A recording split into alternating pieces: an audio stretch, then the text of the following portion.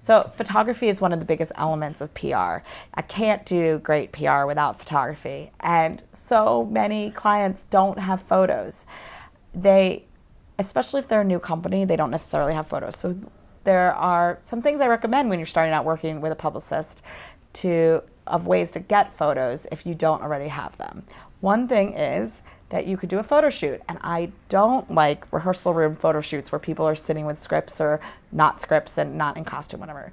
You need to be in costume. I don't mind on location shoots. I always tell people, think about what your show is about and maybe go on location somewhere and take photos. You know, you can really get into the feel, the look, the, notion of your show without having to be on the set under lights, in costume. But they should be, if Lady Macbeth is going to wear something a little bit different, that's totally fine. But it should be created by your costume designer in the direction they're going in is a way to do photos early. And you need these early. I need them when I start. So and you start how early? At least 6 to 8 weeks out. Okay.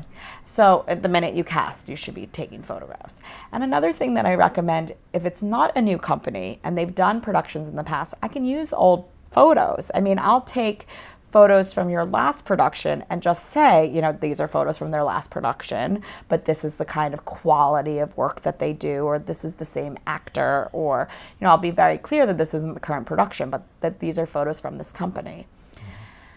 When you get into tech week and you're on stage and you're in lights and you're in your proper costumes, you must save an hour to do photo setups. And you must hire a professional photographer. These cannot be done with your iPhone or your little throwaway digital camera. They need like an SLR, real camera.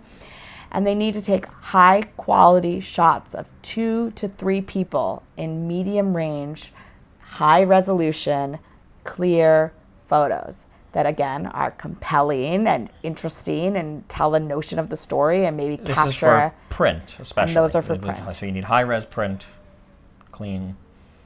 Beautiful And if photos. you don't have it, it's harder to get into a publication. Right. For example, I could send a photo to Time Out New York and they might list you in advance with a photo if we have great photos. If we don't have great photos, I mean, if I don't have great photos, the reviewer is going to be pretty pissed because they need photos to run with their review. Otherwise, they're just running words, and that's not what the show's all about. So I need images. Yeah, because nobody buys a publication for words. Absolutely not.